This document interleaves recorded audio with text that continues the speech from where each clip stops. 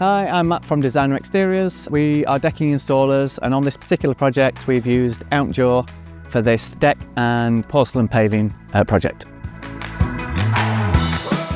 There was a timber deck here before and there was concrete paving in these areas, so they wanted to update the whole area. There was also trellising along this back wall here.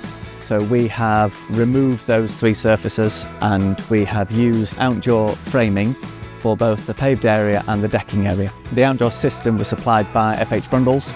I've been using them for a few years. We've used them predominantly for balustrades in the past, but when we found out that Brundle's were going to be the distributor for Outdure, because we've got that relationship with Brundle's, it was great.